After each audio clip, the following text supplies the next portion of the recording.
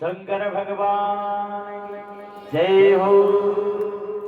तो रामदास कहता है गुरुजी ऐसी बात नहीं है, मेरे ऐसी सेवाकारी पत्नी आई है जो मेरा मुख देखे बिना भोजन नहीं करती।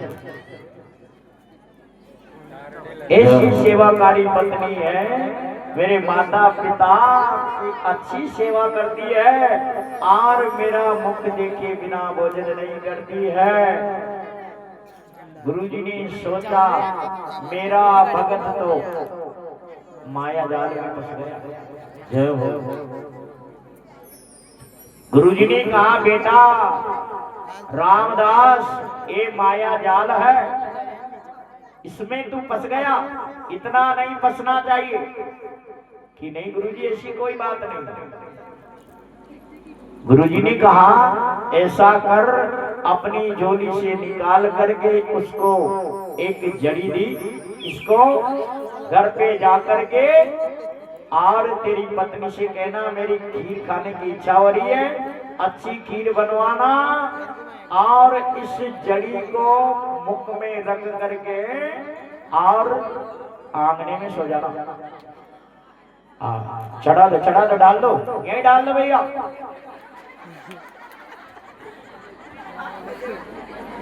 मेरी खीर खाने की इच्छा हो रही है, आंगने में सो जाना, तेरी नाड़ी बंद हो जाएगी, पता सब रहेगा लेकिन नाड़ी बंद हो जाएगी। तो जय हो जय हो जय हो जय हो। खुशी रखो भोलेनाथ। तुझे पता चल जाएगा कि मेरी पत्नी कैसी है।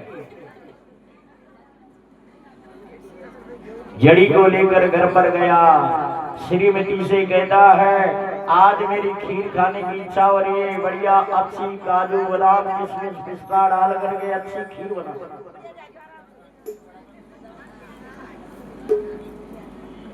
उसने कहा जैसी आपकी इच्छा है वैसी मिलेगी। चकाचक खीर को बनाया। उसने क्या किया, उस जड़ी को मुख में रखा और सीधे पैर करके अंगने में लेट गया। उसकी नाड़ी बंद हो गई। जब वो खीर को लेकर गई तो उसने जगाया तो उसकी तो नाड़ियां बंद हो गई। उसने उसकी नाड़ियों को देखा, हे भगवान इसकी तो नाड़ी भी बंद है, ये तो गया 100 वर्ष पूरा हो गया, अब क्या करूं। मैंने तो बड़ी मेहनत करके अच्छी खीर बनाई है, काजू पिस्ता बादाम सभी डाला है, अब क्या करूं। ऐसा करती हूँ, रोऊंगी तो सासू जी को ससुरा जी को पता चलेगा, तो फिर इस खीर को कैसे खाऊंगी।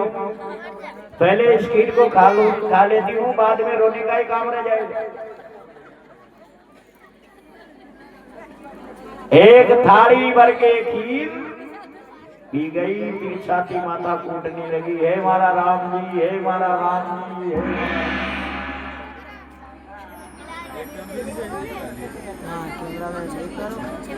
जब सासू ससुर जी को पता चला, सब गांव के इकट्ठे हुए, कहने लगे क्या हुआ। बोली भगवान मुझे तो पता नहीं, खीर खाने को बोला था, मैं खीर बना करके ही तैयार है। तुरंत खीर बनाते ही इनका तो प्राण छूट गया।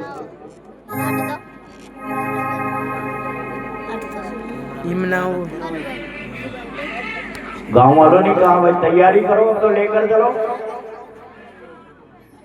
गुरुजी ने सोचा, क्योंकि पास पड़ोस में सभी प्रकार के होते हैं, जिनको उसका पता था कि भाई ये गुरुजी के पास भी जाता है, उन्होंने कहा भाई वे महाराज है ना, उनको भी बुलाओ, ये उनके पास सेवा करने जाता था, इसका गुरु है तो उनको बुलाओ। कुछ लोगों ने कहा गुरुजी क्या करेंगे, इसका सोबरसी बुरा हुआ, गुरुजी क्या करेंगे। लेकिन जो समझदार थे उन्होंने कहा भाई बुलाओ, इस समय है। गुरुजी ने भी सोचा ऐसा नहीं हो जाए जो मेरा चेला को चढ़ा दे। गुरुजी भी अपने जोड़ी चिंता को लेकर के गांव की तरफ चल दिए। इधर से बुलाने वाला आया, उसने कहा महाराज वे आपका चेला रामदास, आज उसका 100 वर्ष पूरा हो गया और आपको बुलाया है। गुरुजी तुरंत उसके साथ में गए और जाकर के रामदास को देखा, उसकी नाड़ियों को देखा। नाड़ियों को पकड़ करके गुरुजी ने कहा भाई ऐसा है, अभी इसके प्राण पूरे नहीं निकले, आप चाहे तो ये वापस जीवित हो सकता है। कि गुरुजी कैसे होगा, जीवित हो जाए तो आपकी कृपा हो जाए तो बड़ी अच्छी बात है। गुरुजी ने कहा लेकिन ये जीवित तभी होगा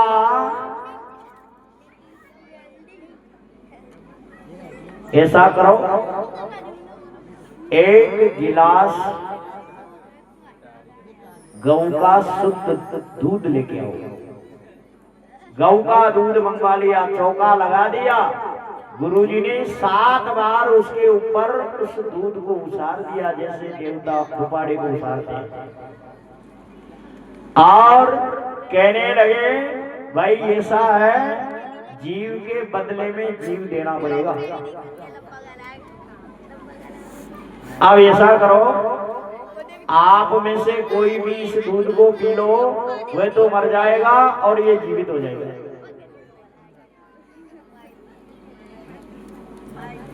अब सभी कहने लगे गुरुजी इस दूध को तो कौन पे तो इनके घर वाले पे। ऐसा करो इसकी माँ को पिला दो, ये बूढ़ी हो गई। अब इसने क्या करना है, मरेगी तो सही, 1 साल 2 साल 5 साल बाद में मर जाएगी। उसकी माँ से कहा हे माता जी आप ऐसा करो, इस दूध को आप पी लो, आप मर जाओगे, आपका बेटा जीवित हो जाएगा। माता जी ने कहती है बेटा मर गया तो मर गया, मैं तो नहीं पीऊं, मैं मर जाऊंगी तो इस डोगरे की सेवा कौन करेगा बुढ़ापा में। ये मर गया तो कोई बात नहीं, अभी तो मेरे 3 बेटे और हैं। अरे माता पी लो, आपने इसको जन्म दिया है, आपका पुत्र बेटा है कि नहीं, मैं तो नहीं पीऊं। पिताजी से कहा आप पी लो, पिताजी ने भी मना कर दिया। अभी तो मैंने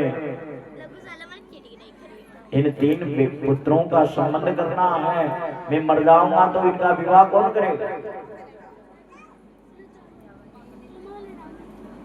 उसकी मुख देख करके भोजन करने वाली पत्नी से कहा भाई ऐसा करिए, तेरा भगवान है, तेरा देवता है, पति तो देवता होता है, ऐसा कर तू इसको पी ले, तू मर जाएगी, तेरा पति जिंदा हो जाएगा।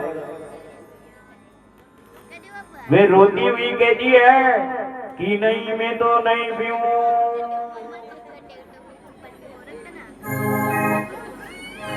मैंने तो अभी कुछ भी नहीं देखा है, 12 दिन रो लूंगी, फिर उसके बाद में दूसरी जगह चली जाऊंगी। लाला मर गया तो कोई बात नहीं, बाले हथियार है, मैं तो नहीं पीऊं। उसके परिवार वालों से कहा आप पी लो, सबने मना कर दिया। गांव वालों से कहा भाई आप में भी कोई होए इसका, तो इस दूध को पी लो। कि महाराज हम तो कोई नहीं। गुरुजी ने कहा भाई आप कहे तो ये मेरा चेला है, इसलिए यदि आप कहे तो इस दूध को मैं पी जाऊं। सभी ने मिलकर एक साथ कहा महाराज आप पी ले तो बहुत ही अच्छा रहेगा। आपका 3 बोरी शक्कर गाड़ करके अच्छा भंडारा कर देंगे, पक्का चबूतरा बना देंगे। गुरुजी ने आसन लगा करके उस दूध को पी लिया और रामदास के मुख में से उस जड़ी को निकाला और कहा ले बेटा रामदास खड़ा हो जा। वे मुख देख कर भोजन करने वाली पत्नी की तरफ देखने लगा, माता पिता की तरफ देखने लगा, गुर्रा गुर्रा करके देखने लगा। गुरुजी ने कहा ये तेरे जन्म देने वाले माता पिता, ये तेरा मुख देख करके भोजन करने वाले तेरी पत्नी देख ले। तो ने कहा था ना मेरा मुख देख के बिना ये भोजन नहीं करती, एक थाली भर के खीर खा गई मरने के बाद में। गुरुजी कहने लगा बेटा ये संसार स्वार्थ का है, इसमें किसी का कोई नहीं है, नहीं कोई किसी की माता है, नहीं कोई किसी का बेटा है, नहीं कोई सास है, नहीं कोई बहू है, किसी का इस संसार में कुछ नहीं है। इसलिए गुरुजी ने कहा अरे चेला झूठो रे कुटुंब परिवार ये दुनिया मतलब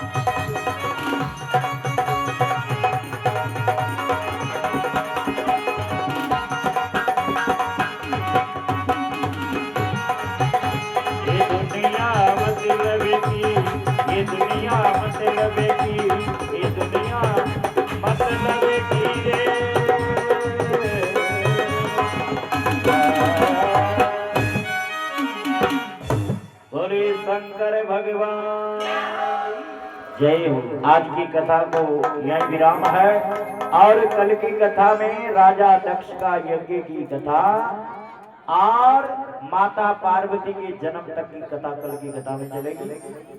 इसलिए सभी भक्त लोग, माता बहनें सभी, आज माताएं समय पर नहीं आई, आपको समय से आना है, क्योंकि ठीक 11 बजे से जो है हमारे कलाकार बंधु बैठ जाएंगे और 4 बजे तक निश्चित समय से ये कथा चलेगी। इसलिए अधिक से अधिक संख्या में पधारे, सबको सूचित करें और इस कथा का आनंद लें। और कहल का जो है प्रसाद सांगर वाली कंकाली माता की तरफ से जो है कल का प्रसाद वितरण होगा। बड़े सांगर वाली मैया की जय हो। और सभी को सूचित करें, क्योंकि ये तत्व ज्ञान की सुधार की कथा जो है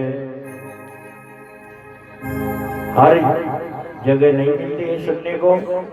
इसलिए आज आपके लिए शुभ अवसर मिला है और श्रीमान बिरदीलाल जी की कृपा से जो है और भोलेनाथ की कृपा से आज दूसरी बार की आध्यात्मिक कथा जो है आपको सुनने में मिल रही है। जीवन का कल्याण और जीवन का सुधार करने की कथा 8 दिन तक आपके ग्राम मनोड़ा में ज्ञान की गंगा बहेगी। इसलिए इसमें स्नान करने से वंचित नहीं रहने दें और जितने भी मिलने वाले हैं परिवार वाले सबको, गांव वाले को सबको बुला करके लाओ, क्योंकि लसन नींदने का समय तो पूरे जीवन में मिलेगा, लेकिन ये कथा सुनने का समय 8 दिन के बाद में आपको नहीं मिलेगा, क्योंकि आज 3 दिन तो व्यतीत हो चुका है, 5 दिन और है, उसके बाद में पछताना पड़ेगा। इसलिए सभी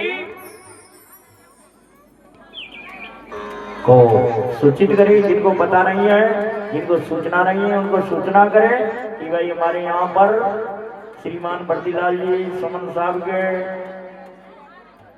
मैरिज गार्डन में, नागेश्वर मैरिज गार्डन में शिव महापुराण की कथा चल रही है और सभी भक्तगण पधारे। अब आज की कथा को यहीं विराम है। कल की कथा में राजा दक्ष की और माता पार्वती के जन्म तक की कथा चलेगी। सभी आरती के लिए खड़े हो जाए और मुख्य यजमान आरती के लिए मंच पर पहुंचे।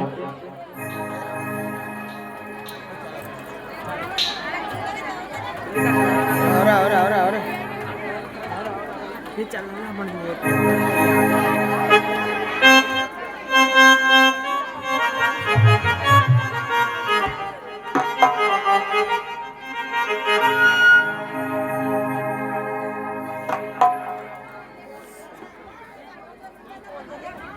Hello hello. अरे शिव पुराण शिव जी की आरती कीजिए कीजिए, शिव चरणों में जान अपना दीजिए।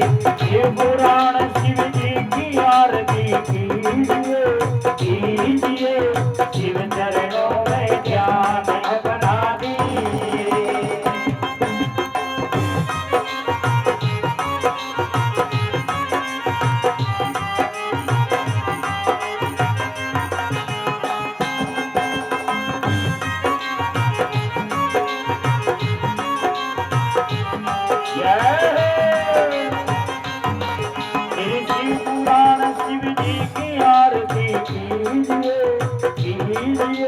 शिव चरणों में ध्यान अपना दीजिए। शिव पुराण शिव जी की आरती कीजिए कीजिए, शिव चरणों में ध्यान अपना दीजिए।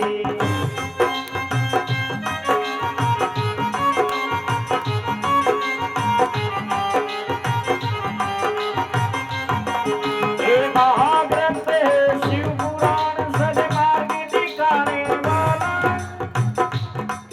सब बिगड़ी बनाने वाला।